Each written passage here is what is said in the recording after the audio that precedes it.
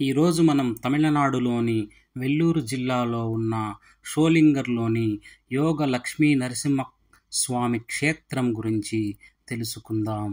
శ్రీకర శుభకర ప్రణవ స్వరూప లక్ష్మీ నరసింహ 14 లోకములన్నీ మ్రొక్కే జ్వాలా నరసింహ. ఈ దివ్యక్షేత్రము తిరుత్తణికి, వెల్లూరుకి, చిత్తూరుకి దగ్గరగా ఉంటుంది. దాదాపుగా 45 నిమిషాల నుంచి 1 గంట ప్రయాణం ఉంటుంది. స్వామి సన్నిధి చేరుకున్నటకు దాదాపుగా 1300 మెట్లు ఎక్కవలసి ఉంటుంది. కానీ ఇవి ఎక్కువ మార్గ మధ్యములో మనకు చుట్టూ ఉన్న ప్రకృతి ఎంతో ఆహ్లాదకరంగా, మనసు పులకించే విధంగా, అలసట ఎట్టి పరిస్థితుల్లో తెలియని విధంగా మన ప్రయాణం సాగేట్టుగా ఉంటుంది. మేము కుటుంబ సమేతంగా అందరం చాలా సునాయాసంగా ఎక్కగలిగాము.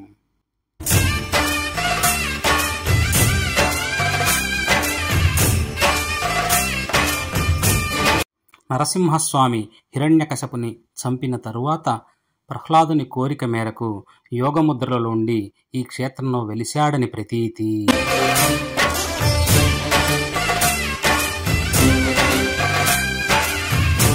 మా బ్రదర్ల ప్రకృతిని తన మొబైల్ కెమెరాలో బంధిస్తున్నాడు. మా వాడు చూస్తూ ఉన్నాడు. ఈ గుహలో వెలసెను ప్రళయ మహోజ్వల జ్వాలా నరసింహుడు.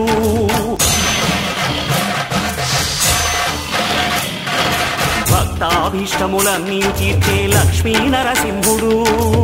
దాదాపుగా సగం మెట్లు పూర్తి చేసిన తర్వాత మా వాళ్ళు కొంత సేద తీరుతున్నారు. వీళ్ళ చేతిలో కర్రలేంటనే మీకు అనుమానం రావచ్చు. ఇక్కడ మార్గ మధ్యంలో మర్కటములు ఎక్కువగా ఉన్నవి. అంటే ఏదో అనుకోవద్దు, కోతులు అన్నమాట, చాలా ఎక్కువ ఉన్నాయి. మరొకసారి ప్రకృతిని ఇక్కడ నుంచి కెమెరాలో తీద్దాం. ఎలా ఉంటుందో ఒకసారి మీరు చూడండి. చాలా హాయిగా ఉంటుంది.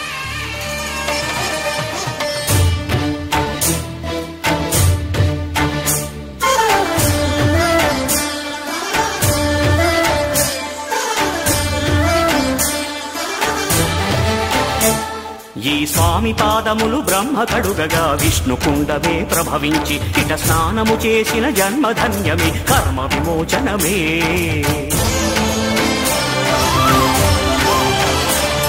ఇట విశ్వవైద్యుడై స్వామి చేయును రోగ నివారణమే.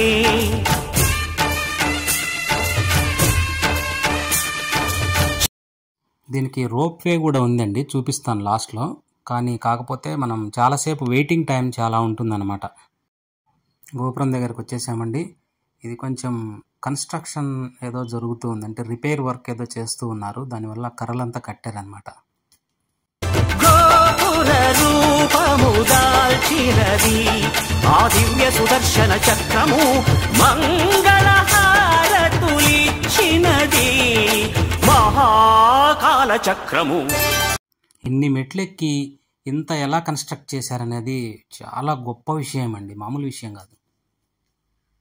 క్షేత్రపాలకుడు ఆంజనేయుడే సాక్షి అవును ఈ మహిమలకు.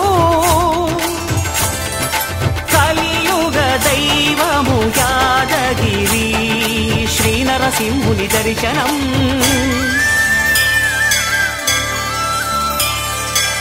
గర్భగుడిలోకి ప్రవేశించబోతున్నామండి. అందరూ ప్రశాంతంగా స్వామివారిని దర్శించుకొని హారతి తీసుకొని ఆశీర్వచనం పొందండి.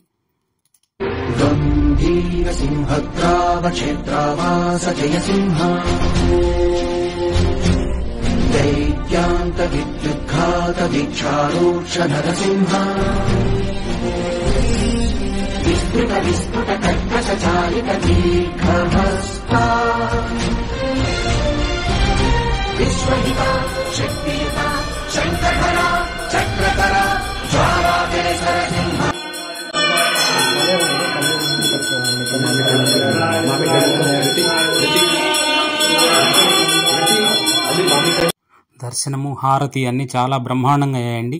అయిపోయిన తర్వాత బయటకు వచ్చి ఇలా కూర్చొని కొంచెం సేపు స్వామివారిని అలా తలుచుకొని నమస్కారం చేసుకొని చుట్టూ పరిసర ప్రాంతాలను చూస్తూ అలా కొంత సమయం గడిపాము. తరువాత ఈ రోప్వేని కొంచెం క్యాప్చర్ చేద్దాం పైనుంచి అని చెప్పేసి ప్రయత్నం చేశాము. రోప్వే చూడండి, ఇది మేము కిటికీలోంచి తీసాము దీన్ని చాలా జాగ్రత్తగా. రోప్వే చూడండి, చాలా 4 మాత్రమే ఉన్నాయి. చూడండి వస్తున్నాయి, 1 2 3 4 అవి మాత్రమే ఉన్నాయండి. అందువల్లే చాలా టైం మనం వెయిట్ చేయాల్సి వస్తుంది. ఇది అయిపోయిన తర్వాత చూసిన తర్వాత మనకు లోపల ప్రసాదం కౌంటర్లు ఉన్నాయి.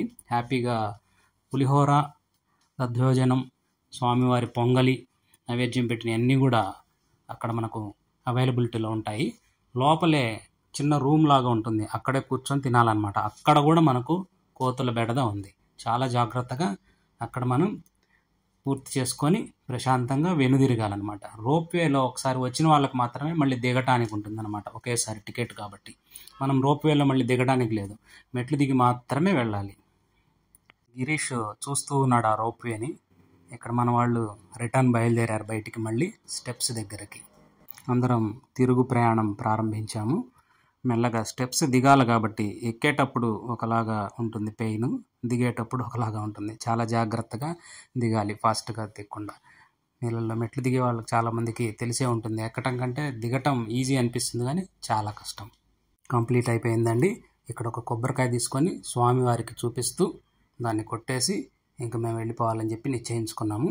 ఇదిగోండి మా బావమరిది, ఆయన దిష్టి తీస్తున్నట్టుగా హారతి ఇచ్చి, ఆ హారతి కర్పూరాన్ని కింద పడేసి కొబ్బరికాయను అలా కొట్టేసి వెళ్ళటం ఇక్కడ ఆనవాయితీ అన్నమాట.